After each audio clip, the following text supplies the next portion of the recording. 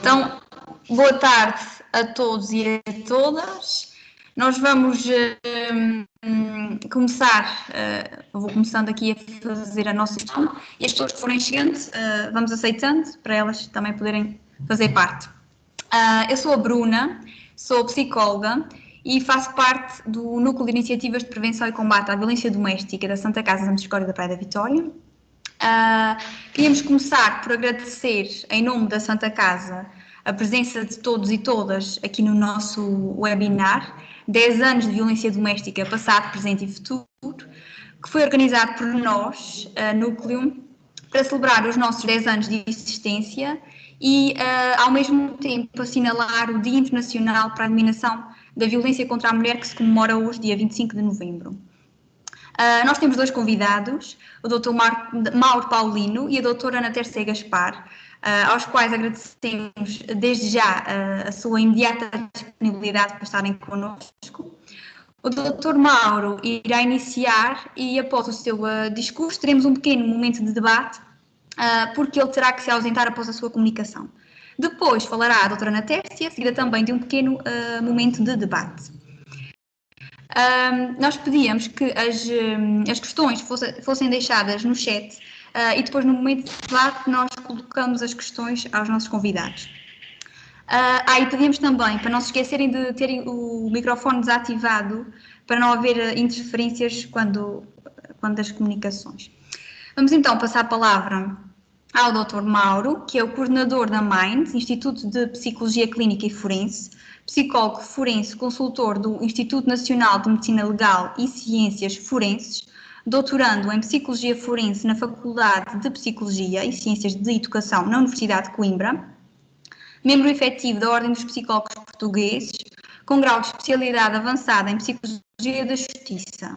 Integra o grupo de trabalho da Ordem dos Psicólogos Portugueses, intervenção do psicólogo em contexto de violência doméstica e é autor e coordenador de diversos livros. É com enorme gosto que contamos com a sua presença neste evento especial para nós. Dr. Mauro. Olá, muito boa tarde. Obrigado mais uma vez pelo convite, pela oportunidade de estar aqui convosco esta tarde. Em primeiro lugar, felicitar o Núcleo de Iniciativas de Prevenção e Combate à Violência Doméstica por 10 anos de existência e de trabalho, um trabalho que é meritório, que é bastante relevante nesta área. Agradecer mais uma vez o convite, pedir desculpa pelo transtorno de ter que me ausentar logo a seguir à minha comunicação e pedir as minhas sinceras desculpas à doutora Ana Tércia por não a poder ouvir, apesar da vontade para isso, até porque o doutor André de Rodrigues havia também manifestado a satisfação de nos ver juntos neste evento e eu, com muita pena, não poderei acompanhar a sua comunicação. Agradecer a presença de todos que escolheram estar connosco esta tarde numa data tão importante e, perante tantas iniciativas, agradecer o facto de terem escolhido este evento em que iremos refletir sobre estas importantes questões da violência doméstica. Eu vou aqui partilhar o meu ecrã para iniciar a apresentação. Presumo que já estejam a ver a apresentação. Podem-me confirmar, por favor? Sim. Ok, ótimo. Então, eu vou tentar fazer aqui uma reflexão neste tempo que tenho, quer ao nível da violência doméstica, quer ao nível da exposição das crianças a esta mesma violência doméstica e que só por isso já as torna vítimas, ao contrário de uma discussão que existia no passado, ainda vai existindo, não tanto, de que se eram vítimas indiretas ou vítimas diretas, vítimas vicariantes. Cada vez mais percebe-se que esta exposição à violência interparental já as torna por si só vítimas de uma violência que deixa, obviamente, uma marca que não é inócua no seu desenvolvimento. E ao longo destas reflexões vou tentar sempre fazer aqui uma ponte entre o passado, o presente e o futuro para perceber para onde é que podemos caminhar e o que é que ainda podemos limar no âmbito da violência doméstica. Volta e meia, às vezes ouço neste tema que mas isto está muito melhor do que era há 5 anos atrás ou o que era há 10 anos atrás. É verdade. E isso é bastante louvável, é bastante positivo. Agora, isso não nos pode fazer tranquilizar, porque ainda existe muito para fazer e basta olharmos para os números que existem de mortes, de mulheres mortas anualmente e ainda para mais quando vários desses casos já tinham passado por alguns serviços e que isso poderia ter evitado esse desfecho. Quando falamos em violência doméstica, há aqui uma primeira necessidade que eu gosto sempre de referir a título introdutório, que todos nós, vários profissionais que trabalham, mesmo fora daquilo que seria o âmbito de um contexto de crime, podem se deparar com contextos de violência. Por exemplo, um professor de escola primária, aparentemente nada teria a ver com o crime, mas se um dos seus alunos vive numa situação em que há violência doméstica e que a criança é exposta a essa violência doméstica, então há logo aqui um inevitável contacto com estas temáticas. Por isso, isto é complexo porque temos vários profissionais com os seus olhares, com os seus enfoques teóricos, com os seus enfoques de formação, e depois o que adensa ainda mais esta complexidade é que efetivamente todos nós temos um conjunto de crenças, de vivências, de percepções, de atitudes que nos vão influenciar na forma como trabalhamos e como lidamos e olhamos para a violência doméstica. E aquilo que cada vez mais pode atenuar estas influências silenciosas no âmbito da violência doméstica é a formação e a especialização. É essa formação e essa especialização que vai atenuar essas particularidades de observar um fenómeno em que volta e meia vamos nos deparando com notícias que, no mínimo, a serem verdade a forma como são apresentadas, que nos devem fazer pensar sobre o que ainda acontece. Tribunal de Évora agarrar pelo pescoço e empurrar não é violência doméstica. A ser verdade, é um pouco estranho que isso não seja considerado.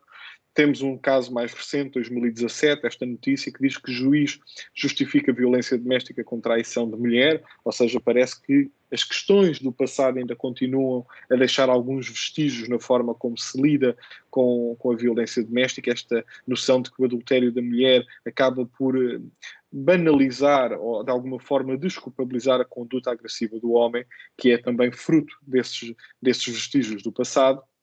Ou, se preferirmos, aqui uma notícia ainda mais recente, de 2019, com cerca de um ano, em que há um juiz que foi condenado por violência doméstica, que depois recorre e é absolvido pelo Supremo. E a minha intenção aqui não é estar a falar se é efetivamente isso que aconteceu e se havia matéria para essa absolvição ou não. Aquilo que, enquanto psicólogo, enquanto técnico que trabalha com vítimas e que está no terreno, aquilo que me preocupa é a justificação que é apresentada.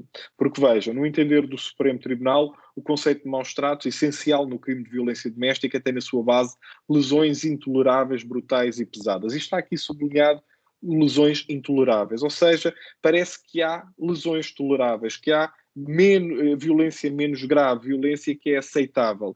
E este tipo de justificação por uma instância superior preocupa-me sinceramente na forma como os juízes, como quem trabalha nestas matérias, lida com esta temática. Porque há uns anos a Universidade do Minho criou uma escala, que é a escala de crenças contra a violência conjugal, e dos fatores de análise era precisamente a banalização da pequena violência. E isto faz-me inevitavelmente pensar nesse fator, nessas crenças de que foi só um empurrão, foi só um puxão de cabelos, foi só uma bufetada. E é este discurso que depois nos chega muitas vezes através das vítimas e que é legitimado por quem devia ter aqui um pulso firme neste tipo de situações. E isto às vezes tudo junto parece quase uma missão impossível em como é que conseguimos trabalhar sem entrarmos numa vitimização secundária, sem estarmos a prejudicar as vítimas. Sobretudo quando olhamos também para aquilo que é a informação que nós temos disponíveis, não é? Existe aquela tendência de dizer que a vítima não colaborou, que foi ao serviço de saúde e disse que escorregou na banheira, que bateu na porta do armário, abriu o armário e, portanto, não admite a situação de violência doméstica. E muitas vezes os profissionais escudam-se nessa questão da vítima não ter admitido. Isso é também inaceitável. Inaceitável porque existe formação específica que permite fazer o diagnóstico diferencial entre aquilo que é uma lesão acidental e aquilo que é uma lesão traumática infligida por uma terceira pessoa. E existem indicadores, desde a forma como a pessoa compareceu à consulta, desde o estado de evolução da cicatrização, que pode não ser compatível com aquilo que a pessoa conta, existirem várias marcas, a pessoa aparecer na consulta sempre acompanhada pelo marido, pelo companheiro, que tenta entrar na consulta, que tenta controlar a informação que é transmitida. Ou seja, há vários indicadores que, quando entramos mais uma vez, e sublinho, na matéria da especialização, da formação, tudo isso não é que estejamos, obviamente, com uma bola de cristal que vai resolver tudo, mas vamos estar certamente mais capacitados para fazer o nosso trabalho. E gosto sempre também de trazer à discussão, por exemplo, os relatórios da equipa de análise retrospectiva de homicídio em violência doméstica. Por exemplo, neste quarto relatório de 2018, vejam aqui uma necessidade que é apontada de melhoria à própria Direção-Geral de Saúde, em que diz que os prestadores de cuidados de saúde desconhecem ou ignoram que devem, de forma sistemática, proceder à detecção do risco de existência de violência doméstica e, quer ao nível da triagem, quer nas várias fases da intervenção, devem colocar questões objetivas sobre a ocorrência de violência no seio da família. E existe, inclusive, um manual para isso, que tem uma segunda edição já de 2016, que devia ser um guia de boas práticas para instruir estes bons profissionais no terreno e naquilo que é depois a sua conduta. O que acontece é que este quarto relatório, como depreendem pelo nome e certamente já conhecem, respeita um caso de homicídio e por isso não foi aqui cumprido, mas o que depois me feliz é que passados 6 relatórios, vejam, no 10º relatório da equipa de análise retrospectiva de homicídio em violência doméstica, em 2020, estamos a falar 6 relatórios depois, mais um caso de homicídio, em que a conclusão é o Serviço Nacional de Saúde foi, do que se apurou, a única entidade com que A e B tiveram contacto nos 10 anos anteriores ao homicídio. Entre 2014 e 2017, A esteve em 45 consultas. Há registros de várias perturbação psicopatológica, sintomas que deviam ter sido valorizados. E destas 45 consultas, vejam, 24 das quais aconteceram no ano anterior ao homicídio. Então, é questão para perguntar, perante toda a evolução que fizemos, mas há relatórios que apontam necessidades de melhoria. São publicados mais 6 relatórios e não há, por parte das entidades que são apontadas nestes relatórios, ou pelo menos se há, fica pouco evidente, fica pouco notável esse esforço de melhorar estas situações, porque se aquela segunda edição do manual que eu vos referi anteriormente e que partilhei a capa, que é de 2016, tivesse sido aqui considerada, vejam que entre 2014 e 2017 estamos a falar de 45 consultas, 45 oportunidades que esta mulher tinha para que a sua vida não fosse colocada em causa da forma como foi. E falar de passado torna-se ainda mais inquietante quando nós percebemos que internacionalmente existem estudos, existem publicações que nos podiam alertar para perceber aquilo que podemos evitar e aquilo que podemos aprender. Vejam, esta referência de 1986 demonstra os efeitos negativos na saúde e no bem-estar que resultam de situações de violência doméstica e que resultam depois, inevitavelmente, num aumento de idas ao médico. E o que é que acontece naquele caso anterior que eu vos partilhei? Cá está, 45 consultas num espaço de tempo bastante reduzido. Nunca isto levantou questões aos profissionais? Porque é que com esta informação que está aqui, com mais de 40 anos quase, porque é que não foi valorizada essas idas ao médico e procurarmos o que estava na causa dessa perturbação ansiosa, dessa perturbação depressiva, dessas manifestações. E ainda pegando aqui neste mesmo registro, esta autora registra que a aceitação social e muitas vezes legal associada à vergonha e ao estigma contribui para a invisibilidade da violência. E há uma necessidade, e por isso é que é bom surgirem campanhas, surgirem iniciativas de proximidade às pessoas para quebrarem esta invisibilidade, para ajudar a trazer para a luz este tipo de temáticas. E vejam, esta mesma autora fala também da relevância de serem registadas em relatórios médico-legais as fotografias a cor das lesões que os médicos observam. E o que acontece muitas vezes é que não há esse registro fotográfico, mesmo as próprias lesões são parcamente descritas. Por exemplo, um estudo que foi feito por enfermeiras no Hospital de Vila Franca de Xira, já há alguns anos, apontava que a maioria dos casos que entravam na urgência não havia referência ao agente traumático, ao potencial agressor, às descrições das lesões. Era apenas uma lesão no braço.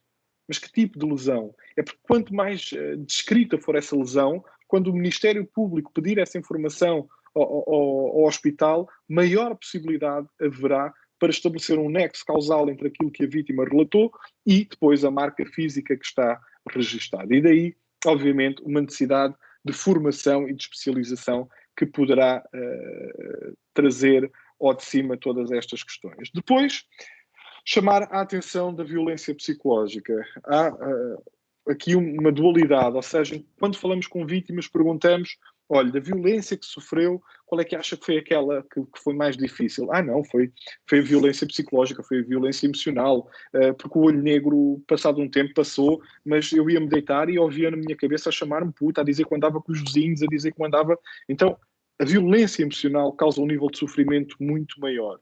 O que é que nós temos por parte da justiça, muitas vezes, é a valorização ou a hipervalorização do dano físico e ignoramos o dano emocional. Aliás, por exemplo, este caso que partilho aqui convosco, isto não foi só e apenas violência física. O dano que resultou destas agressões é também um dano emocional. Isto está provado em investigação. Por exemplo, um estudo que realizei no âmbito da minha tese de mestrado, vejam, a maioria das vítimas pontuam com o nível máximo, o nível 10, o nível de sofrimento associado à violência psicológica como sendo mais intenso. E existe mesmo base empírica, com vários anos, devidamente estudada sobre a possibilidade de ocorrer perturbação de stress pós-traumático, de existir uma forte correlação entre as agressões reiteradas, crónicas, e o início de uma perturbação bipolar, de uma perturbação da ansiedade, ou até mesmo depressão com ideação suicida.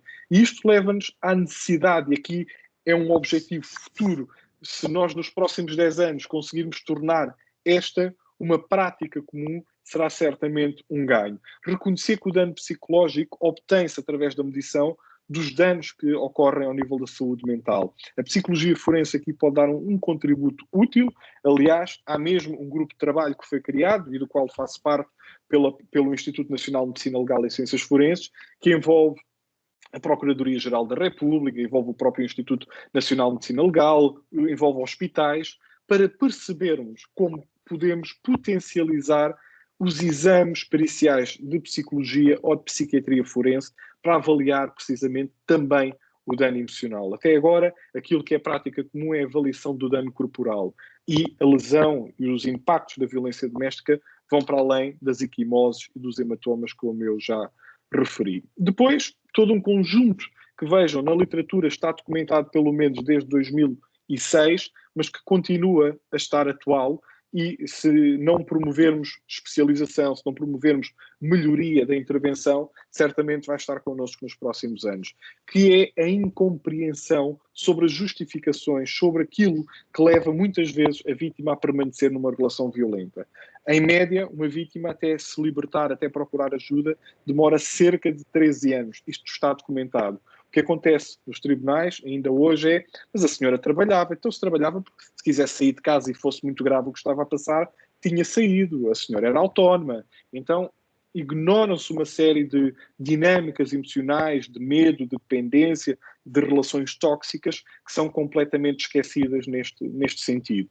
Por exemplo, ao nível da segurança, porque os agressores ameaçam que se este caso eu vou-te matar, eu vou perseguir a tua família, eu acabo contigo e depois acabo comigo. Isto gera medo na vítima. Preocupação com questões económicas, porque por vezes uma das estratégias do agressor passa pelo isolamento e a vítima fica impedida de trabalhar.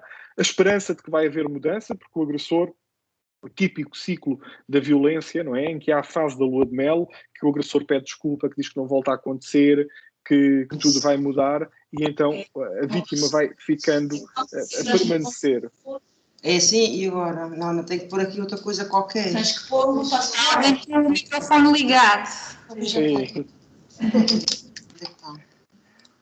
A questão da mudança, como eu já referi, os padrões culturais ou religiosos, que mais uma vez temos aqui vestígios que passam de geração em geração, aquilo que Deus uniu não separa o homem, casados até que a morte nos separe, e isto dificulta. As questões da imigração, sobretudo quando estão ainda por legalizar, a pressão familiar para se manter numa relação, a questão do filho, ele só bate quando bebe, tu tens uma casa tão boa, teu pai também me bateu e eu também aguentei, é a tua cruz, agora tens que carregar, isso vai passar um dia. Então a própria pressão familiar, por vezes, contribui para que a vítima permaneça também na relação, e a incerteza relativamente ao futuro, em especial quando existem filhos menores. E aqui nós vamos vendo isto a evoluir de várias formas. Por exemplo, olhando agora para o presente, é típico, em alguns casos, surgir a desculpa da alienação parental, não é? Os agressores chegam ao Tribunal de Família e Menores e desculpabilizam-se a dizer ela está a fazer alienação parental,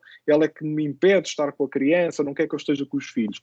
Quando não é isso. São os filhos que foram expostos a um conjunto de situações que os marcaram e que receiam estar com aquela figura que não é, obviamente, securizante. E é importante falarmos de filhos. Eu estive durante vários anos ligado a uma casa de abrigo e nós fizemos uma recolha de estatísticas dos acolhimentos que nós tínhamos. E vejam que pelo menos até 2017, 2018 também confirmou essa tendência, e depois a Casa Abrigo infelizmente acabou por encerrar, mas tínhamos mais crianças a ser acolhidas com as mães em casa de abrigo do que propriamente mães. Ou seja, em termos estatísticos, que se quisermos dizer que as principais vítimas de violência doméstica são estas crianças, são os filhos. E isto é importante, porquê? Porque nós sabemos que a estimulação da criança é determinante para o desenvolvimento das suas capacidades, sabemos que as experiências, a interação com o ambiente durante o desenvolvimento, sobretudo nos primeiros anos de vida, são cruciais para a forma como a nossa personalidade se vai construir, ou também, e a investigação mostra-nos isso, que quando as coisas não correm tão bem como deveriam, há a possibilidade de serem desenvolvidas perturbações da personalidade. E isto acontece porque a criança observa diretamente o abuso, está em casa a tentar descansar e vê, ouve o som dos corpos em conflito. No outro dia depara-se com as marcas de violência, porque a mãe tem uma marca no rosto, tem um corte no lábio e depara-se com essas marcas. Nota que existe um ambiente estranho entre os pais. E tudo isto, que é a vivência quase diária das crianças que são expostas à violência doméstica, contrasta com aquilo que a investigação nos demonstra, que é a relação de vinculação que se caracteriza pela segurança é aquela que é mais favorável ao saudável desenvolvimento de uma criança. E é por isso que, internacionalmente e bem, a questão da violência doméstica, como podem ver aqui neste círculo, é reconhecida como uma experiência adversa na infância. Estes 3 tipos de ACEs, ACEs quer dizer Adverse Childhood Experiences, experiências adversas na infância, reconhecem o impacto que tem uma criança crescer num ambiente marcado por violência doméstica. E mais, esta investigação mostra-nos que quando existem 4 ou mais experiências adversas na infância, o risco aumenta significativamente de existirem consequências negativas para a saúde desta criança. Aliás, há quem refira até em investigação que mulheres que sofreram 4 ou mais experiências na infância têm 500% mais possibilidade de se tornarem vítimas de violência doméstica. E isso faz com que toda a infância possa depois determinar tudo o resto, sendo estas experiências adversas na infância uma base que podem suscitar vários problemas e que podem culminar em mesmo questões de mortes prematuras, crianças que são mortas no âmbito de contextos marcados por violência doméstica, de violência familiar. Se dúvidas existissem, gosto sempre de partilhar este estudo que nos diz que registar 0 experiências adversas na infância protege significativamente contra a doença mental, não apenas na infância, mas também na idade adulta. Ainda para mais, porque os eventos que são caracterizados por elevados níveis de intensidade, frequência e severidade, como é aquilo que acontece na violência doméstica, isto produz uma maior desregulação emocional na criança ou no jovem. É como se o seu sistema de alarme ficasse constantemente alterado. Há uma necessidade de estar hipervigilante, de estar constantemente alerta. E isto, em termos de futuro, só nos permitirá uma mudança quando envolvermos de forma integrada e não cada um nas suas quintas, não cada um a puxar para o seu lado, quando de forma integrada, efetivamente, juntarmos saúde, educação, serviços sociais, justiça e as próprias políticas públicas. Eu costumo dizer, e ainda há tempo escrevi sobre isso no Expresso, não adianta a Assembleia da República continuar a fazer 1 minuto de silêncio pelas vítimas que morrem no âmbito da violência doméstica. O que nós queremos são medidas práticas que venham auxiliar efetivamente quem está no terreno a fazer um encaminhamento muito mais célere, a fazer uma detenção muito mais eficaz, a que os tribunais de família e menores não embarquem numa máxima que me preocupa de que residência alternada é a presunção para tudo.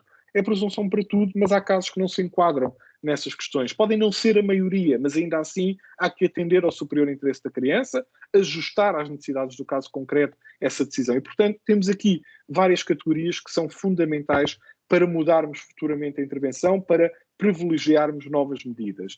E isto tem que ter dois objetivos essenciais em mente, sempre.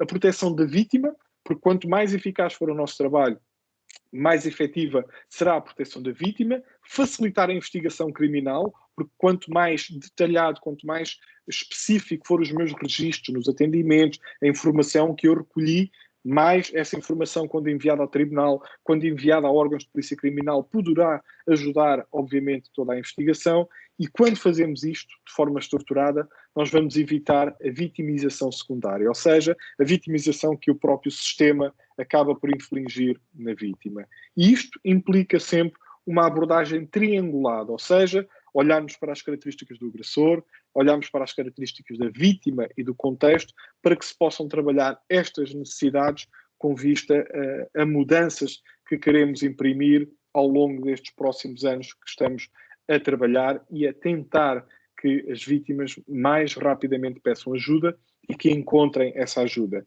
Sendo que é fundamental para esse objetivo que estas vítimas que aqui estão neste vértice sintam que há uma punição por parte do sistema e não uma desvalorização. E por isso exige-nos também uma postura ética, moral, ao nível de todos os profissionais que são chamados a intervir nestas matérias, porque isso permitirá mudar cenários, poupar vidas e intervenções mais sustentadas, de modo a evitar precisamente a vitimização secundária que eu referi anteriormente. Muito obrigado pela vossa atenção. Estou, obviamente, agora disponível para as perguntas que entenderem necessárias e pertinentes. Não sei se querem aproveitar este tempinho para colocar questões. Eu estou ainda a processar toda a informação que o Dr. Mauro nos apresentou, porque realmente é isso que nós acabamos por pensar, não é? Ainda no Dia Municipal para a Igualdade nós tivemos um webinar em que teve presente a professora Dália Costa e ela falava-nos do RASI e dos dados da violência doméstica ter sido o crime mais denunciado e os dados continuam a aumentar, a violência continua, ou as denúncias continuam a aumentar. Ouvimos sempre tantas vezes tantos homicídios, tantas mulheres que são mortas. Nós sabemos o que é que falha, mas porquê é que falha? Porque é que ainda não existe efetivamente este trabalho, esta rede integrada das escolas, da saúde, o próprio tribunal, esta valorização? Porque é que ainda não é feita a valorização psicológica em detrimento da violência física? Isto tudo me deixa aqui a cabeça a saltar com estas dúvidas. Aquilo que eu vou dizer é possivelmente incomodativo, mas eu vou dizê-lo porque acho que é nestes locais que nós temos que pensar as coisas e nos incomodarmos. Se, da mesma forma que exigimos a punição dos agressores, estes 10 relatórios das equipas de análise, da equipa de análise retrospectiva em homicídio de violência doméstica resultasse em consequências para quem falhou, tenho a certeza que os técnicos seriam também a ativar mais.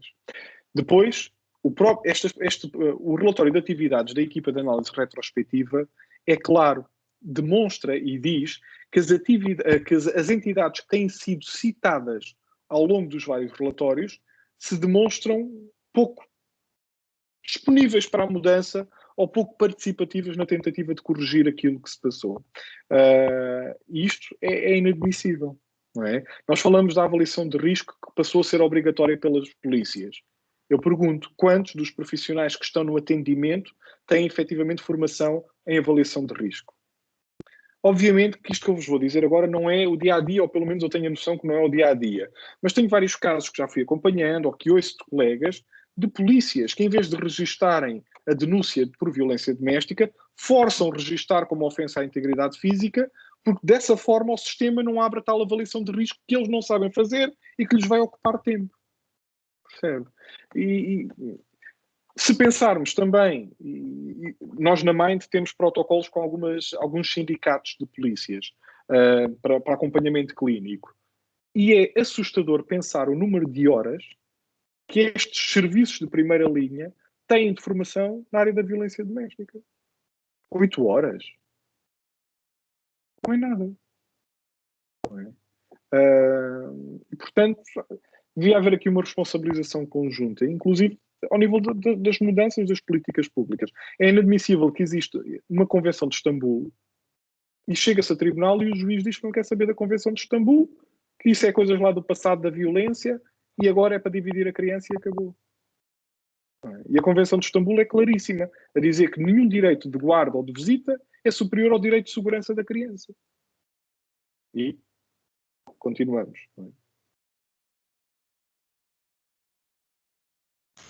Alguém quer aproveitar aqui a presença do Dr. Mauro para colocar alguma questão, alguma dúvida, alguma inquietação, tal como eu, não é? Que fiquei muito... Ou alguma partilha. Ou alguma partilha queira colocar, aproveitar a presença dele e o conhecimento que ele tem nesta temática. Pode colocá-la agora. Eu não sei se podia fazer uma questão. Antes de mais, boa tarde a todos e a todas, que já cheguei um bocadinho atrasada, infelizmente, mas pronto, consegui apanhar algumas das partes. Eu não sei se podia fazer uma questão relativamente relacionada com as crianças e ao impacto que a violência tem nas crianças, porque eu acho que esta questão é muito importante, porque é uma das coisas que eu tenho batalhado também aqui, porque uma das perguntas por norma, e isto às vezes inclusive até por membros da equipa, mas a criança estava presente? Não precisa de estar presente, pode estar no quarto ao lado e está a perceber o que é que se está a passar. Portanto, o impacto é exatamente igual, não precisa estar a ver. E eu, pessoalmente, eu sou técnica de apoio à vítima, sou psicóloga e, portanto, faço parte do polo da violência doméstica na Ilha de Santa Maria e, portanto, é que eu faço o acompanhamento dos casos, quer a nível de TAV, quer a nível depois do acompanhamento. E uma das grandes dificuldades que eu tenho, e pode ser eu também que esteja aqui, se calhar, a não fazer as coisas da melhor forma, é exatamente neste interregno. Ou seja, a senhora, e vamos falar num caso até limpinho, a senhora decide sair de casa, a gente vai à PSP e a senhora apresenta queixa e tem um menino à sua guarda. E o meu problema aqui é que muitas vezes os miúdos, nesse tempo de espera, são usados como moeda de troca. As mães têm medo que se pingam de entregar os miúdos, porque depois não sabem se são devolvidos ou não, porque eles muitas vezes dizem que vão ficar com eles. E, portanto, é mesmo o que é que... Ou seja, isto é mesmo uma pergunta prática de se há alguma coisa que nós, enquanto técnicos, podemos também fazer para aliviar um bocadinho o sofrimento destas mães e destes pais, não é, que ficam nesta posição. Eu não sei se fez muito sentido, mas... Sim, fez. Isto depende muito depois da rede que existe para intervir. Ou seja, quando estamos a falar de violência doméstica, é recomendável uma intervenção em rede. E se por um lado temos redes formais que já estão identificadas e que nós sabemos qual é o técnico, o outro colega com quem podemos articular, no caso o procurador, isso facilita. O que às vezes acontece é que estas redes não são identificadas, não são formais, mas pontualmente nós vamos criando contacto e vamos percebendo quem é o procurador que está responsável, quem é a pessoa que fica a gerir o processo. E às vezes o que aí funciona é mesmo tentarmos chegar ao contacto direto com esse técnico, com esse procurador, explicar-lhe a situação, dizemos que é um caso que está a ser acompanhado no gabinete, partilharmos aqui algumas particularidades do caso quando existe esta ponte, porque esta informação será sempre muito mais célere do que estamos à espera que o ofício chegue à secretária ou ao oficial de justiça, e depois o oficial de justiça coloque na mesa do procurador. Então, quando existe esta rede, seja ela formal ou informal, a coisa acaba por ficar um bocadinho mais facilitada. O que acontece é que na inexistência de uma regulação das responsabilidades parentais, se a criança não for entregue, não há incumprimento, porque não há nada que esteja regulado. Então, se por questões de segurança é melhor a criança não estar com aquele progenitor durante algum tempo, desde que se comunique ao tribunal, ou seja, que não fique a ideia que foi um sequestro, que a pessoa pegou no filho e desapareceu, que se contextualize que é uma situação de violência doméstica, que por uma questão de confidencialidade e de segurança está numa resposta social, seja uma casa-abrigo, ou seja na casa de um outro familiar, pede-se cuidado ao tribunal naquela gestão da localização da senhora, porque já tivemos situações que os próprios tribunais é que revelam a localização e colocam em risco a utente, e, portanto, tentarmos acautelar desta forma. Agora, não significa que seja uma panaceia que vai resolver todas as dificuldades e que vai resultar em todos os casos. A intervenção na violência doméstica é como se fossem elos de uma cadeia, não é? Cada serviço, cada técnico tem a sua missão. E nós não vamos conseguir fazer os elos todos da cadeia, nós não vamos conseguir decidir pelo juiz, não vamos conseguir que o médico legista faça uma avaliação cuidadosa das marcas corporais. O importante é que cada um de nós, no nosso papel, tenha consciência de que está a fazer o máximo que pode para evitar um desfecho letal daquela situação e para evitar a tal vitimização secundária. Não sei se respondi, ou se ainda foi mais inquietante.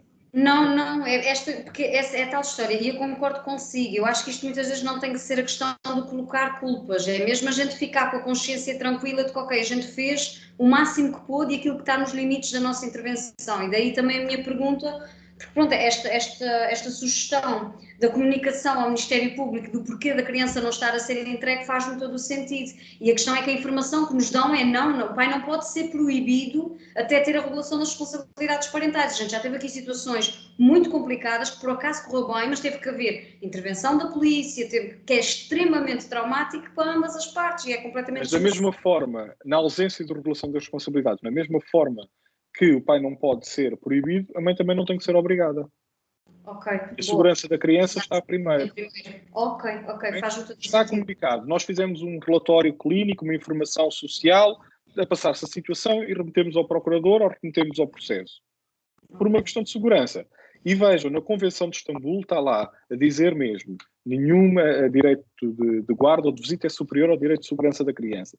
E esse é o nosso objetivo. Está bem?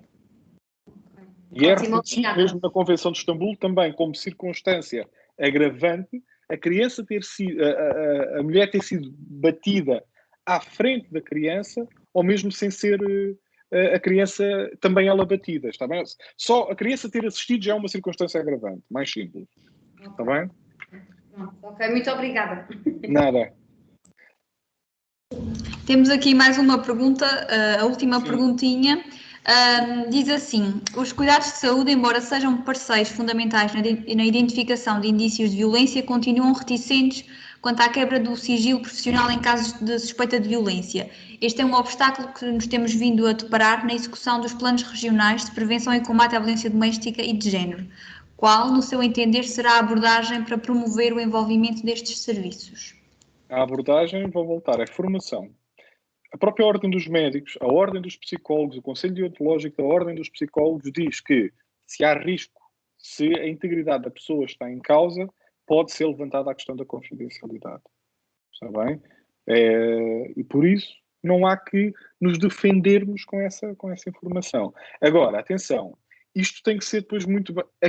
Eu acho que é mais difícil esta articulação que eu vou dizer a seguir do que levantar a confidencialidade, porque a confidencialidade, se nós estamos preocupados com a vítima que temos à nossa frente, temos motivos e temos argumentos suficientes para levantar essa confidencialidade. O que me preocupa mais é o passo seguinte, eu levanto a confidencialidade e é sabido que no momento da denúncia ou na tentativa de separação, o risco aumenta. Então, se eu como técnico vou levantar a confidencialidade, qual é o suporte que daqui para a frente esta mulher vai ter? Há alguma resposta social, alguma hipótese de ser encaminhada para uma casa de abrigo, para uma casa de um familiar que a coloque em segurança? Há a possibilidade de, articulando com o órgão de polícia criminal, existir alguma detenção e a pessoa ficar até ser presa a juiz? Então, pois isto aqui depende muito dos contornos do caso. Agora, não pensem só que é o denunciar ou levantar a confidencialidade. O que me preocupa depois também é o que fazemos a partir desse momento, sabendo que o risco aumenta.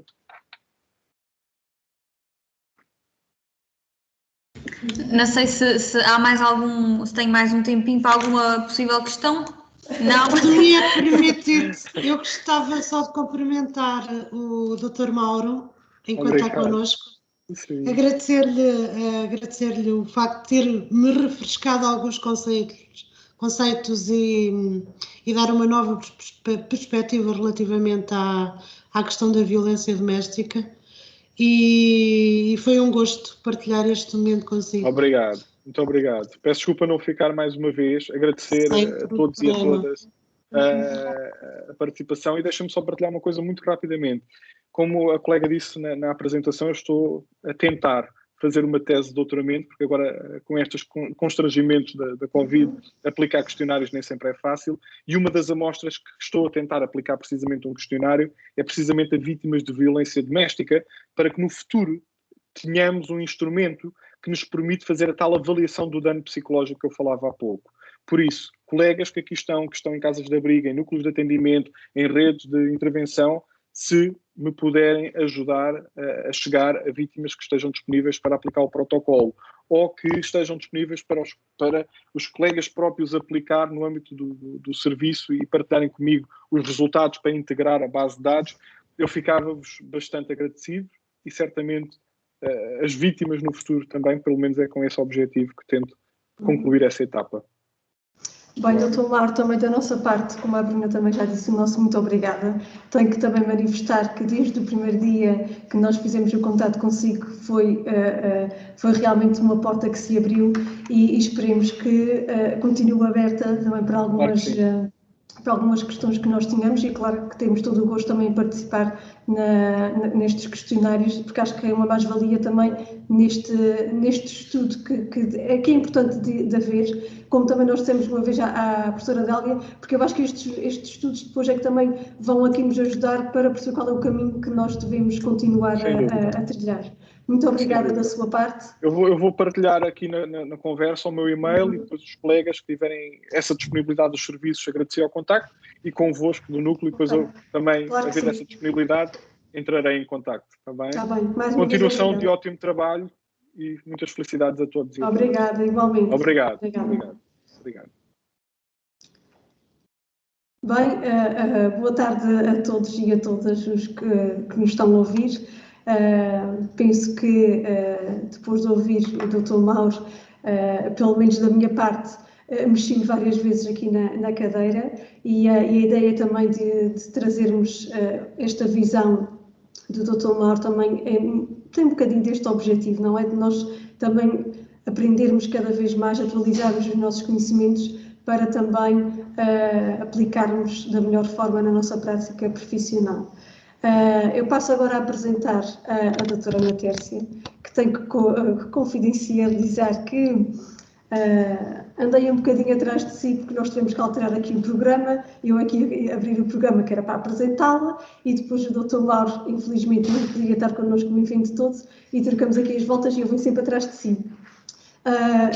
Primeiro de tudo, para agradecer a sua presença e para também justificar o porquê do seu convite, que fazia-nos a nós no núcleo todo o sentido, uma vez que foi a doutora Ana Tércia, em 2010, que nos lançou o grande desafio de criar este projeto, para que tivesse também aqui um carisma regional, e claro que não queria deixar de passar esta oportunidade de lhe agradecer mais uma vez a confiança que depositou em nós, em mim, na Letícia na altura, na Santa Casa da Misericórdia da Praia da Vitória, e que eu acho que trouxe-nos aqui ao propor-nos outros desafios, e trouxe também aqui uma visão diferente, pelo menos é a minha opinião, de como é que se poderia começar aqui a fazer uma nova abordagem à violência doméstica.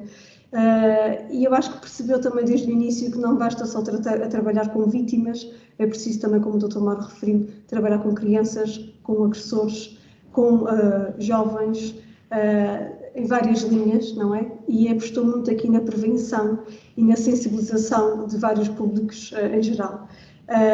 Percebeu também, e eu acho que foi por isso que nós, na altura, nos identificamos muito com este projeto, que tinha que haver uma abrangência, uma abordagem maior, em grande escala, e devo também confessar que na altura foi um bocadinho começar aqui um caminho novo, pelo menos na abordagem, não é? Abordar de outros públicos-alvos.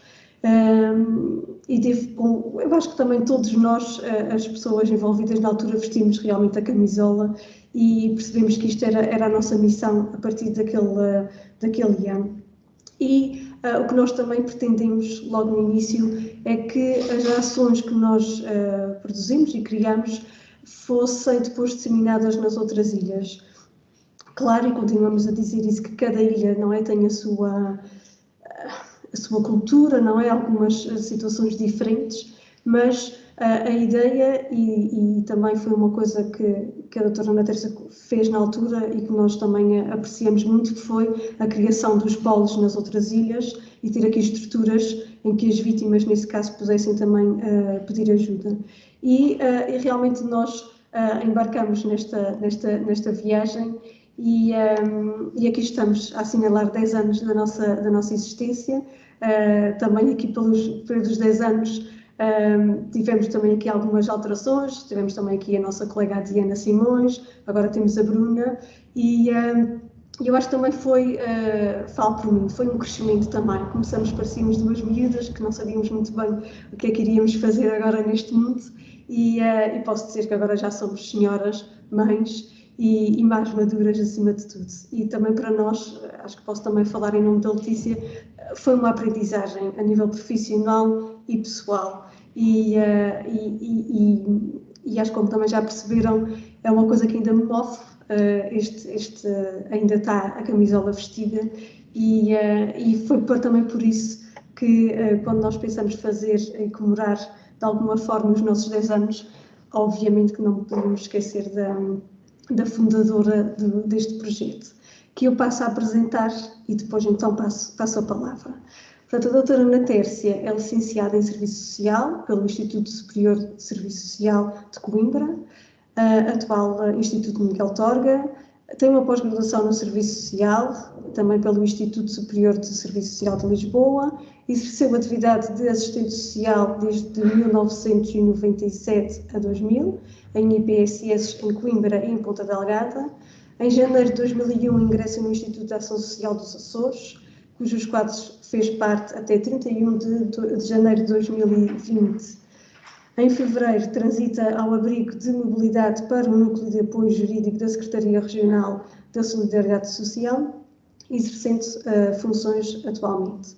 Em 2008 é nomeada Diretora Regional de Igualdade de Oportunidades, exercendo até maio de 2011, e em junho de 2011 é nomeada Diretora Regional da Solidariedade Social, funções que exerceu até agosto de 2014, altura em que assumiu funções de vogal do Conselho de Administração do Instituto de Segurança Social dos Açores e exerceu até setembro de 2019. Atualmente integra o quadro técnico da Secretaria Regional da Solidariedade Social e bem-vinda, doutora Ana Tércia, passo-lhe a palavra. Doutora Cátia, muito obrigada. Quando eu recebi o convite, a primeira coisa que pensei, caramba, já passaram 10 anos, o tempo passa de facto muito rápido, e se há coisa que pode deixar boas recordações e uma gratidão muito grande a quem passa pelo serviço público, é criar coisas e percebê-las que 10 anos depois elas continuam muito pertinentes, e no caso do Núcleo de Iniciativas de Prevenção e Combate à Violência Doméstica, continuam e potenciaram a sua qualidade de intervenção, e eu quero dar os parabéns. Também dizer que a Cátia e a Letícia eram efetivamente duas miúdas, mas com qualidades humanas e técnicas já muito amadurecidas. Eram muito bem formadas do ponto de vista pessoal, muito bem formadas ao nível da competência técnica, e também foi isso naturalmente que motivou o desafio à Santa Casa, porque existiam estas duas pessoas em concreto. A Cátia já com alguma experiência na área das casas-abrigo, a Letícia, se bem me lembro, estava a sair da universidade, se não estou em erro, e é com muita alegria que 10 anos depois vejo que já temos a Bruna também com muito entusiasmo neste projeto e a sentir este projeto. Depois, como a doutora Cátia já foi dizendo, em 2009 o Governo na altura entende que era importante a Direção Regional da Igualdade de Oportunidades, que tinha dois grandes objetivos: trabalhar a questão das discriminações múltiplas e, naturalmente, a prevenção e o combate à violência doméstica, Neste texto foi criado um primeiro plano de prevenção e combate à violência doméstica que durou de 2010 a 2012, que entre outros objetivos, entre outros eixos de intervenção, tinha um que era a prevenção. E perspectivava-se na altura que eram necessárias ações de prevenção de âmbito global e generalizado, com continuidade no tempo, que sensibilizassem e educassem as pessoas para as questões da não violência e para a intolerância à violência. Também para a promoção dos valores da igualdade e cidadania e para a eliminação de estereótipos. E é neste contexto, na altura tínhamos a direção regional com uma equipa muito reduzida, e trabalhávamos muito em articulação com as instituições. Aliás, importa dizer que o primeiro plano, aliás como o segundo, e já vamos no terceiro plano regional de prevenção e combate à violência doméstica, nasce muito dos contributos, vai beber muito à realidade e às vivências das instituições que trabalham na área. E o plano é regional, mas é muito adequado à realidade que nos é transmitida pelos técnicos e pelas instituições com intervenção na área. E na altura, de facto, neste contexto de uma equipe muito reduzida ao nível da direção regional, mas também com a necessidade de ter uma entidade que tivesse um outro olhar que não fosse só o político no sentido de políticas públicas, que tivesse o olhar da realidade social, do estar enraizado nas comunidades, tivesse o olhar das festividades locais, que lembro-me que o plano apontava para esse pormenor que tínhamos que ir. Este plano, também importa dizer, se me permitem, foi antecedido por um estudo realizado pelo professor Manuel Lisboa, que na área da violência doméstica, na violência de género, e que diagnosticou que, face a alguma cultura muito enraizada na região autónoma dos Açores, com características muito próprias, em contextos culturais e recreativos muito próprios, haveria que intervir de forma concreta e de forma muito focalizada em algumas áreas e em alguns contextos. E foi aí que surge, acrescido com aquilo que comecei por dizer, por percebermos que tínhamos duas pessoas com um potencial técnico enorme e com uma formação humana e cívica bastante grande, que se conjuga este casamento feliz e que já dura 10 anos entre a Direção Regional, que depois passou as competências à Direção Regional da Igualdade, extinta, mas a Direção Regional da Solidariedade Social absorveu essas competências e desde aí que continua com esta boa relação com a Santa Casa da Misericórdia e designadamente com o núcleo, e segundo julgo saber, ainda hoje é envolver o núcleo para criar as grandes campanhas regionais e para disseminar de alguma forma todas as iniciativas de âmbito de prevenção, sensibilização e informação por estes polos que na altura também foram criados, para criarmos aqui na região alguma uniformização ao nível dos objetos a prevenir, do que era para sensibilizar e dos públicos-alvos a atingir. Foi assim que nascemos e crescemos todos. Percebi no Facebook do Núcleo que nasceram precisamente no dia 13 de outubro, certo? E podemos constatar hoje, na sua página de Facebook, a diversidade de iniciativas que têm e para públicos diferentes e naturalmente que me deixam muito feliz. Tenho de conhecimento que a própria Direção Regional e os meus colegas que hoje lá trabalham estão muito realizados e muito satisfeitos com esta colaboração. De outra forma não podia ser, porque de facto, com certeza os outros colegas que estão connosco a partilhar este webinar conhecem a Cátia, a Letícia e a Bruna e partilharão connosco comigo esta opinião. Porque há estratégias que podem ser implementadas, mas que têm que ter as pessoas certas que deem vida e ânimo às coisas, e sem dúvida nenhuma neste contexto e nestes 10 anos passaram as pessoas certas pelo Núcleo de Iniciativas de Prevenção e Combate à Violência Doméstica da Santa Casa da Misericórdia, o que me deixa muito feliz, mas sobretudo muito agradecida e reconhecida pelo trabalho que tem feito não para a Direção Regional, mas para toda a sociedade açoriana, em prol destas mulheres e destas crianças, porque a violência ainda é de género e é de género, as maiores vítimas são do género feminino. E por isso temos que estar todos muito agradecidos e muito reconhecidos.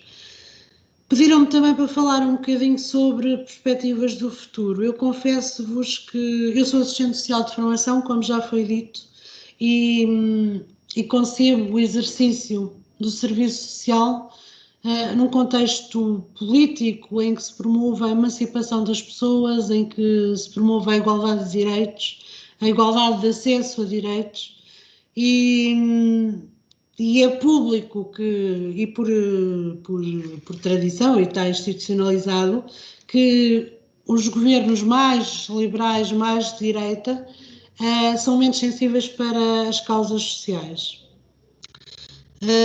Há dias comentei sobre isso. Neste momento, enquanto assistente social, estou muito assustada por não termos um departamento objetivamente destinado à solidariedade social, mas por outro lado também estou com muita expectativa relativamente ao programa do Governo, e estou em crer e tenho essa esperança que o que este Governo vier a fazer em matéria de solidariedade social vai estar plasmado no programa do Governo. Naturalmente também me assusta muito quando ouço dizer que uma das bases deste acordo de coligação foi reduzir a percentagem dos beneficiários de Reci, porque viajo logo para uma mulher vítima de violência que termina um casamento, que fica sem rendimentos, e um dos recursos que tem é o rendimento social de inserção,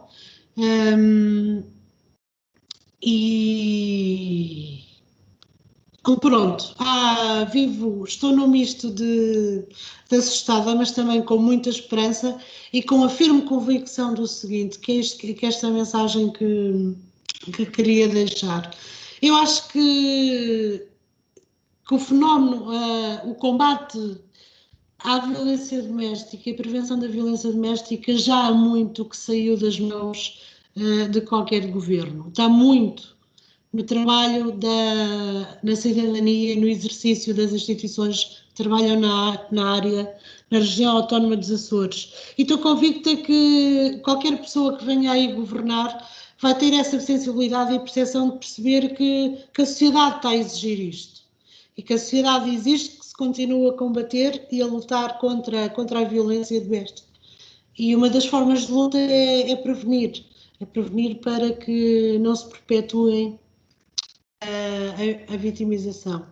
E nesse sentido acho que o excelente trabalho que as instituições de intervenção na matéria que existem na região autónoma dos Açores, os próprios departamentos do governo, que têm gente muito bem formada e qualificada tecnicamente e que estão muito envolvidos nestas problemáticas e nestes fenómenos, não vão permitir que se alterem políticas drasticamente ou que haja aqui algum retrocesso. E se porventura acontecer, deixa aqui o apelo, não deixem que aconteçam, que tal aconteça, reclamem pelo excelente trabalho que têm feito até ao momento e acima de tudo, sempre tendo presente que temos que ser nós a voz destas mulheres, crianças e, também alguns homens que são vítimas de violência hoje em dia. Estou agora disponível para alguma questão. Uhum. Alguém quer colocar alguma questão? Aproveito aqui a doutora Ana Tércia. Alguém se acusa? Cátia tem que Sim. dizer qualquer coisa. Força, Letícia. Em primeiro lugar, boa tarde a todos e a todas. É um gosto partilhar convosco este momento, estes 10 anos do núcleo, particularmente com a minha colega e companheira de 9 anos, mas também com a Bruna, que agarrou este desafio de forma tão, como se diz na terceira, pegou o touro pelos cornos e tem feito de tudo para que este núcleo continue a ser aquilo que nós desde o início desejamos que ele fosse, que era um projeto de referência e com boas práticas nesta área. Agradecer naturalmente à doutora Ana Tércia, que nos empenhou e que nos impulsionou e também nos deu muitas dores de cabeça em muitos momentos, mas que fez com que nós saíssemos da nossa zona de conforto e fizesse com que esta área não fosse só mais um projeto sobre a violência doméstica ou sobre prevenção de violência, mas que saísse da caixa e trouxesse a novidade e de alguma forma fizesse com que nós olhássemos para esta problemática de um modo que fizesse sentido para quem trabalha, mas também para quem o recebe. E tivemos esta sorte disto acontecer desde o início, com muitos desafios, com muitos momentos em que também não sabíamos muito bem qual era o caminho que era o melhor, mas é muito prazeroso ver que 10 anos depois este caminho continua muito presente e continua com um objetivo que é sempre melhorar e dar uma nova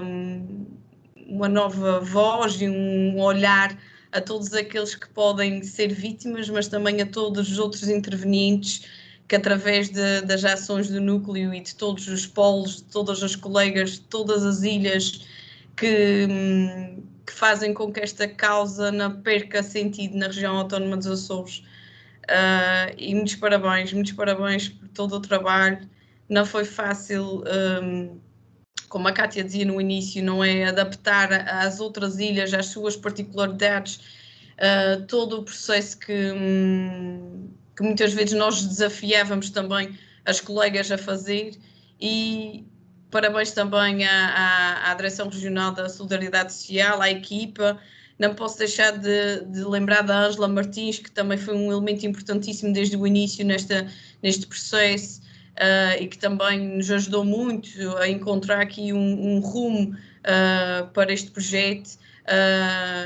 Todas as colegas, a Maria Humberta, a Luísa, a Barcelos, que trouxeram também desafios e também outras dores de cabeça em alguns momentos, mas também foram estes momentos que nos fizeram crescer enquanto projeto e enquanto equipa e, acima de tudo, enquanto causa, porque acho que, como a Cátia dizia, isto era e é, para quem trabalha nesta área, a nossa causa. Obrigada, Letícia. Não estava à espera realmente de qualquer palavrinha, algum conforto. Entretanto, a doutora Ana Tércia desapareceu. Não sei se está connosco ou não. Não sei se ficou sem internet. Já nos tinha acontecido isso quando fizemos os testes. Entretanto, também posso aproveitar, eu não sei se ela realmente vai retomar ou não, e também um bocadinho desassossegar as outras pessoas que estão connosco. Eu não quero que pensem que nós, e nisso eu não sou muito boa também a fazer, que estejamos sempre a falar do nosso trabalho, do nosso bom trabalho, mas também acho que é importante nós gostarmos de fazer aquilo em que trabalhamos, em que nós saímos de casa todos os dias por esta causa, e eu acho que é importante, pelo menos, termos pequenos momentos em que possamos realmente refletir sobre o que é que nós estamos a fazer nesta área, se estamos a fazer bem, o que é que devíamos alterar, e nós com este webinar foi o que nós também tentamos fazer. Não só trazer também aqui a fundadora do núcleo, que eu achei que era importante também, a doutora Ana Tércia, trazer um bocadinho do porquê que achou necessário a criação deste projeto, e acho que realmente veio trazer aqui uma abordagem diferente à violência doméstica, antes muito pontual e focada na vítima, e realmente nós percebemos também ao longo deste tempo, e eu penso que a sociedade também tem vindo a perceber isto, que isto é um problema de todos nós, e que hoje não estamos neste barco, mas que amanhã podemos estar. E lanço também aqui o desafio, sei que tenho alguns colegas e colegas dos polos, porque não também proporem a fazer estes momentos de webinars, reuniões, em de partilha de experiências, aquilo que a colega Joana também aproveitou, o Dr. Mauro, e muito bem, aqui às vezes algumas questões que nós tínhamos alguma dificuldade em dar a volta, e já que realmente esta situação que nós vivemos de pandemia não nos deixa estar todos juntos, não é, num espaço e a refletir sobre este assunto, mas acho que, e há um mês atrás também uma colega nossa dizia, que organizou um webinar connosco, dizia, bem, se fosse realmente possível estarmos todos presentes, não tínhamos metade destas pessoas. E realmente temos que também ver as coisas de outra forma. Também de certeza que não iríamos conseguir ter o Dr. Mauro, porque não é, tem outra logística, outros custos, e eu acho que gostava também de lançar este desafio, façam contatos com pessoas que acham que são importantes também nesta caminhada, e coloquem-nos e chamem-nos também para nos sentarmos todos e inquietarmos também um pouco com os exemplos e casos de cada um, porque eu acho que nós temos que aproveitar estes momentos também como uma aprendizagem, tentar dar a volta e chegar a mais pessoas.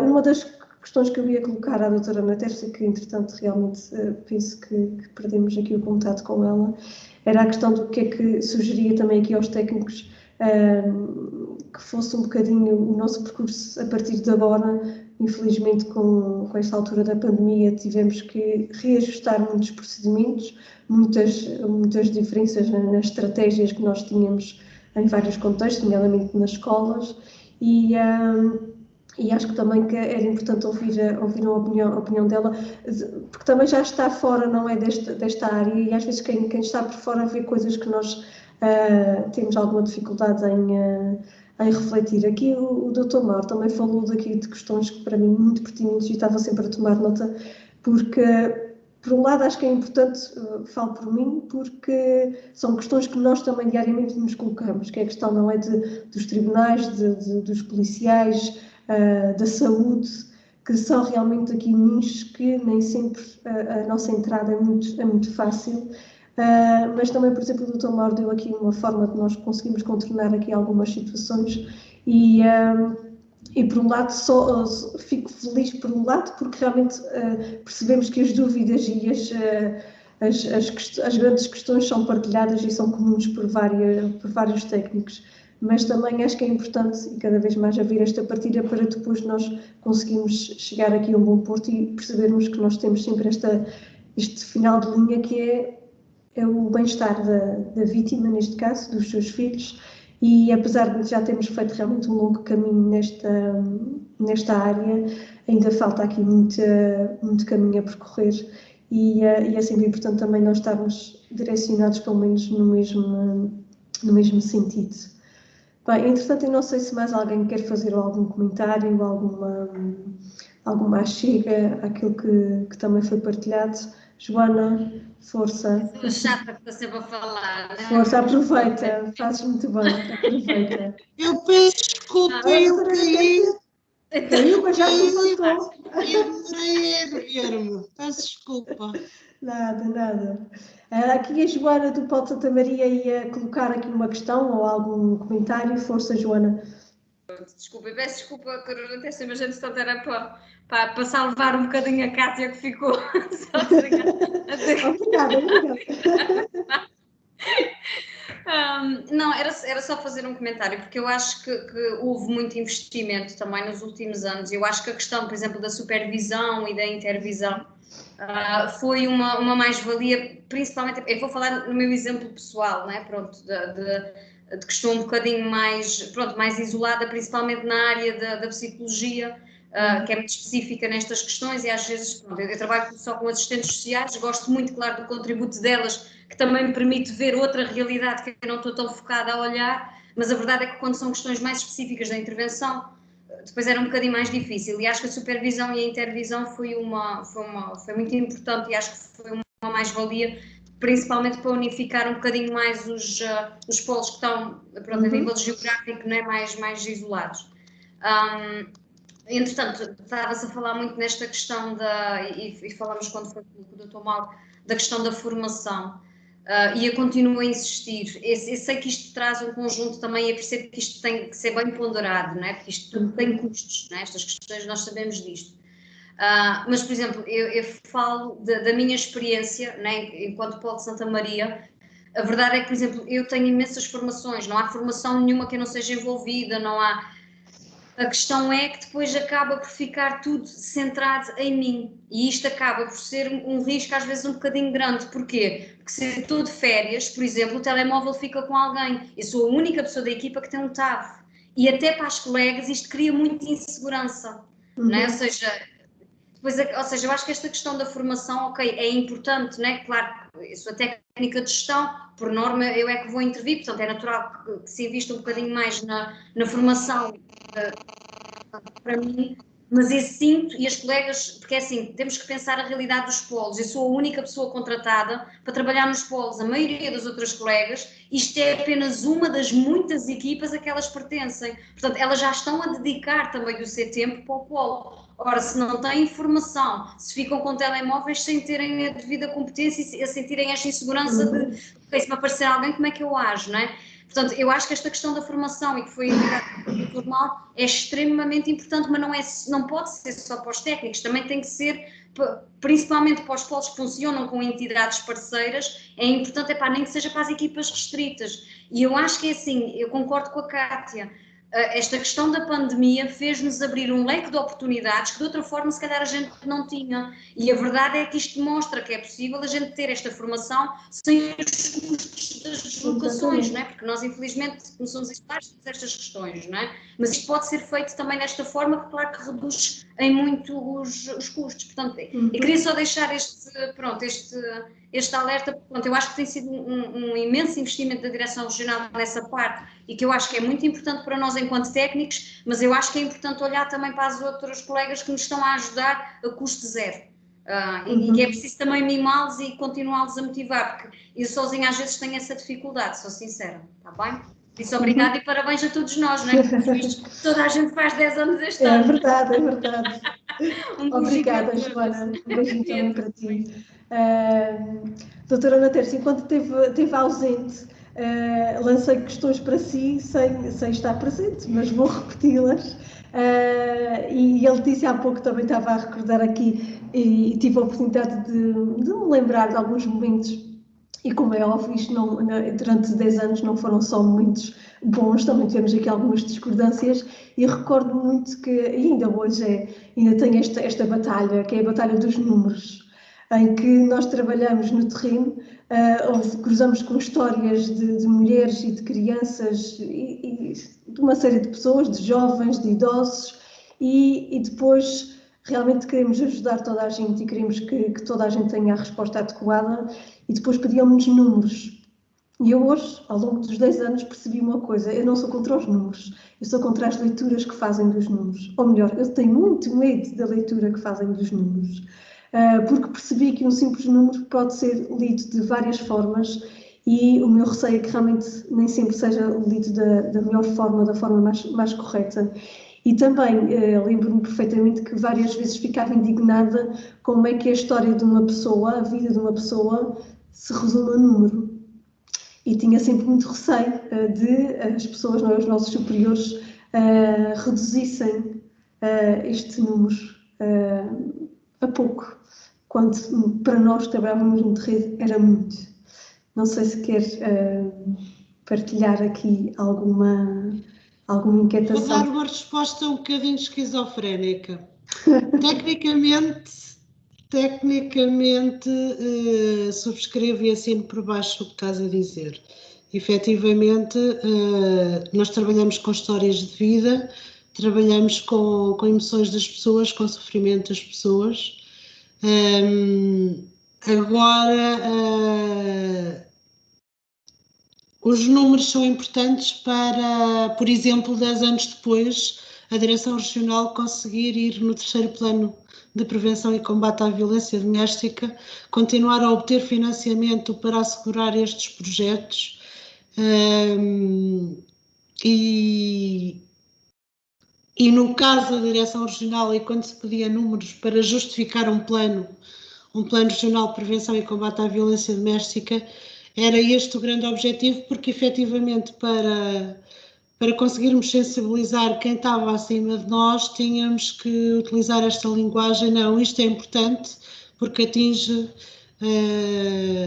não sei quantas mil pessoas e isto era fundamental. Agora compreendo e estou em empatia contigo, porque de facto é assustador pensarmos que a Maria de Lourdes, por hipótese, está ali à tua frente com uma história de sofrimento, em que tu gastas N horas a trabalhá-la emocionalmente ou motivá-la para fazer uma queixa, ou motivá-la para sair de casa, ou tratar da proteção dela, e entretanto toda esta envolvência, toda esta entrega técnica, toda esta empatia com as pessoas com quem trabalhamos é reduzida ao número. Chega um número a um departamento do Governo Regional. Só que estas coisas mais para cima vivem-se assim e o número infelizmente vale euros e nós precisamos de euros para continuar a assegurar os projetos e a implementação na prática das políticas públicas. Sem dúvida, também a verdade é que, e como também disse o Dr. Mauro, eu percebo que hoje em dia também temos que nos basear em números, não é, para definir aqui os nossos caminhos e as nossas rotas na violência doméstica, não é? E obviamente que acho que é sempre importante, mas recordo-me que realmente na altura tinha situações que ficava indignadíssima, que não interessa não o número, mas sim todo o trabalho, não é? Toda aquela situação que nós temos que apoiar. O que eu tinha colocado aqui, doutora Ana Tércia, uma questão, e agora, uma vez que não está aqui connosco na Direção Regional, a minha pergunta e o que eu estava a dizer é que às vezes pessoas de fora conseguem ver coisas que nós não estamos envolvidas neste trabalho, nem sempre conseguimos ver. Enquanto técnica, enquanto também pessoa sensível à causa, o que é que acha que ainda falta fazer aqui neste caminho e se tem algum conselho também a quem trabalha diariamente, como a Joana disse, e muito bem, nem sempre é fácil também motivar os técnicos que vivem e assistem à violência doméstica e histórias também carregadas de alguma carga negativa, não é? E também muitas vezes nós técnicos falamos no burnout. O que é que também nos tem a dizer sobre isso? Eu tive, antes de ter a oportunidade de estar como dirigente no serviço público, tive a experiência de trabalhar na área da violência doméstica, enquanto técnica na rede, no polo operacional na rede de apoio à mulher de São Miguel. E tive cerca de 2 anos e meio e confesso que admiro profundamente pessoas como tu, Cátia, por exemplo, que estão há tantos anos ligadas à área, precisamente, como tu disseste, sujeita a este stress constantemente, a vivenciar o sofrimento dos outros, a tentar ser criativa para criar estratégias para as histórias de vida das outras pessoas, lutar para que as pessoas queiram inverter as suas histórias de vida. Mas eu sei também isto, enquanto técnica, que nós conseguimos, cada vez que que salvamos uma senhora, cada vez que libertamos uma senhora de um processo, de um ciclo de violência, às vezes com histórias de anos, cada vez que, enfim, temos uma gratificação nesta matéria, conseguimos ir buscar toda a energia do mundo e ganhar mais ânimo e mais fôlego para continuar. Agora, acho muito importante o que disse a colega de Santa Maria, a supervisão e a intervisão é fundamental. É fundamental para partilharmos e também para nós, técnicos, libertarmos os nossos monstrinhos, os nossos receios, os nossos medos e, na minha opinião, teria-se que investir mais nesse sentido. Depois, ao nível do que diz mais alargado e no que diz a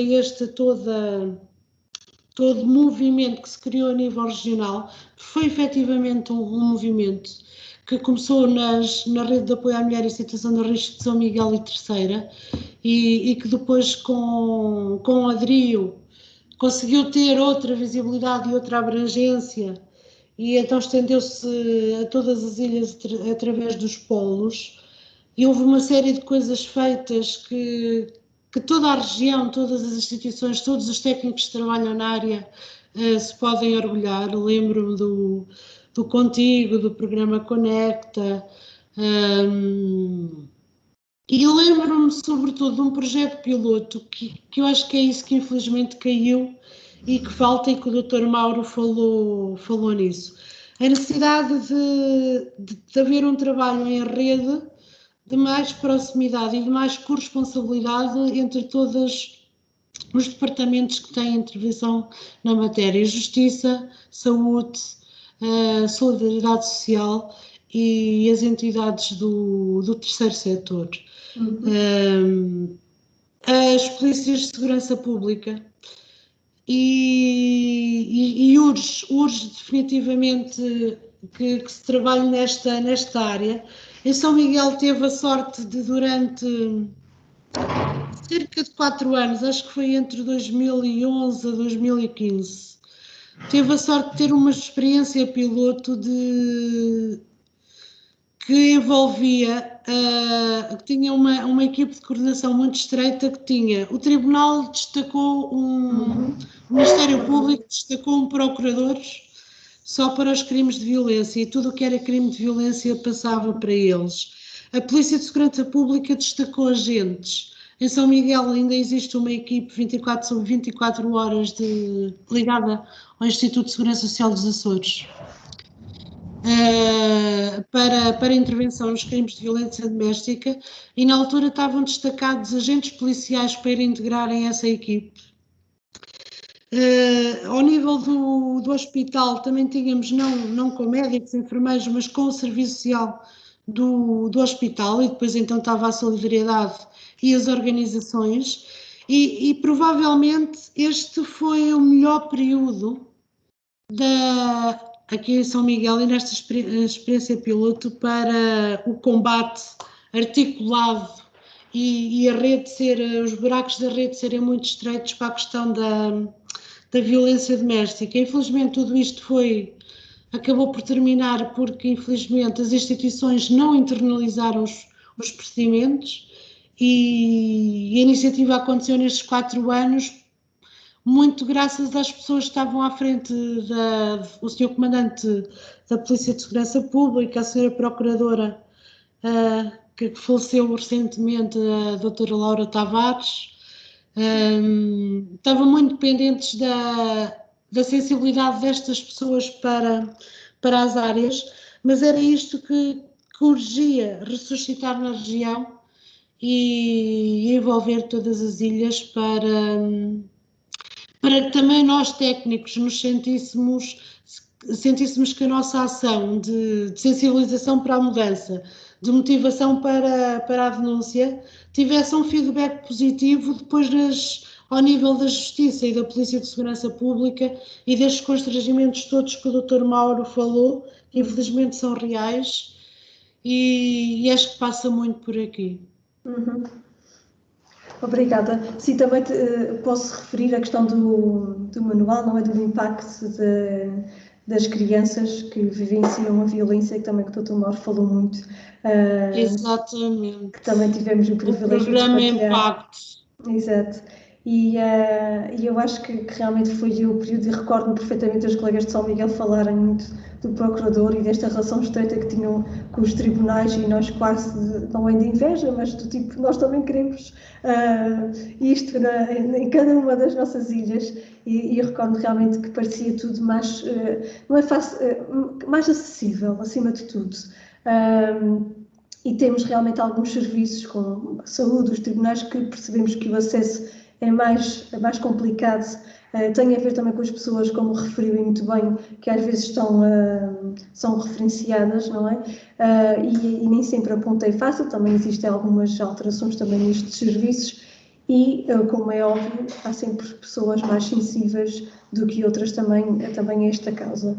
Eu gostava também só de referir, aqui dar uma palavra também à Direção Regional, e como a Joana também referiu muito bem, têm continuado, e isto penso que todos nós técnicos que vivemos, que trabalhamos nesta área, temos percebido que continua a haver um investimento na formação, que também concordo com o que foi dito, nunca é demais. A questão de nós termos formação nesta área dá-nos também mais confiança nas nossas atuações e também já nos colocamos tanto em causa, porque é óbvio que nós também temos os nossos dias, e há dias que nós achamos que se calhar não fizemos as coisas da melhor forma, e acho que é importante, e nós no Núcleo fazíamos muito isso, e espero continuarmos a fazer, que é questionarmos também o nosso papel e a nossa ação. Que é quase uma autocrítica, mas eu acho que é importante se fazer, em alguns momentos aproveitar isto e perceber realmente se a abordagem que nós estamos a ter é a correta, o que é que tem falhado, o que é que realmente, quais foram as boas práticas que nós devemos manter e disseminar. E como disse a Joana, e anteriormente também tinha dito, acho que é um lance também este desafio de aproveitar esta nova forma, não é, de termos formação e de termos outros contatos, aproveitar muito também para a supervisão. Eu acho que é importante cada vez mais o técnico aproveitar a supervisão, não só a nível profissional, mas também pessoal, e às vezes temos esta dificuldade em aceitar, e todos nós temos as nossas questões, limitações, não somos perfeitos, e eu acho que é importante aproveitar, já que existem estes momentos e foram criados estes momentos de supervisão, aproveitarmos da melhor forma. Eu não sei se mais alguém quer colocar alguma questão, algum comentário. Aproveitem agora. Não? Eu penso que também já estamos mesmo na nossa hora. Doutora Ana Tércia, mais uma vez, obrigada. Cátia, se me permites apenas dar também uma palavra de felicitação aos colegas do Polo. Claro. Se nós, técnicos em São Miguel, Terceiro e Faial, nos queixamos, o papel dos colegas que estão nos polos das ilhas mais pequenas, com menos recursos institucionais, é um trabalho fantástico e tem que ser muito musculado, e por isso merecem toda a nossa admiração e respeito, e queria deixar uma palavra de carinho e conforto, e também de agradecimento por não terem deixado morrer nas vossas ilhas este mecanismo que eu acho que é importante, independentemente do número de prevalências ou da prevalência da violência em cada ilha. Acho que é fundamental, nem que haja uma única vítima, ter uma estrutura disponível para ela. E mais uma vez felicitar o Núcleo e agradecer esta oportunidade de reviver bons momentos e boas memórias, e de estar convosco, que é sempre uma alegria muito grande e enche-me o coração. Obrigada. Obrigada e tudo bom para vocês. Obrigada, igualmente, doutora Ana Tércia. Eu vou terminar o webinar. Aqui a minha colega Letícia vai-me perdoar, mas vou dizer que ela, sempre que nós tínhamos alguma apresentação, alguma intervenção pública, dizia sempre uma coisa e realmente faz cada vez mais sentido, que enquanto houver uma vítima, há sempre necessidade de haver o nosso trabalho e haver uma equipa por detrás, nem que seja uma, duas, mas a verdade é que cabe-nos a nós, e eu também aproveito sempre que posso para dizer isso. Nós, técnicos que trabalhamos com estas vítimas, nós temos um grande poder, um bom poder de fazer a mudança. E, portanto, nós temos que perceber isso, que temos realmente esta sementinha, ainda bem que temos este poder, tem que ser muito bem trabalhado e bem aplicado. E, portanto, temos que também tentar ir buscar boas referências para depois também conseguirmos reproduzi-las no nosso trabalho com quem se cruza no nosso caminho. Muito obrigada a todas e a todos os presentes. Para nós foi realmente um privilégio, além de assinalar aqui os 10 anos do Núcleo, também foi e é um grande motivo da nossa presença, que é de refletir sobre, e eu dizia muitas vezes que vamos fazer uma reflexão conjunta sobre esta problemática. É importante nós, cada um na sua ilha, deixar essa semente, e sempre que alguém, é importante, sempre que alguém tiver esta noção, se precisar um dia, tem sempre alguém do outro lado para apoiar da melhor forma. Mais uma vez, obrigada e até uma próxima que esperemos não seja muito longa. Obrigada, doutora. Obrigada, até à próxima. Obrigada por tudo.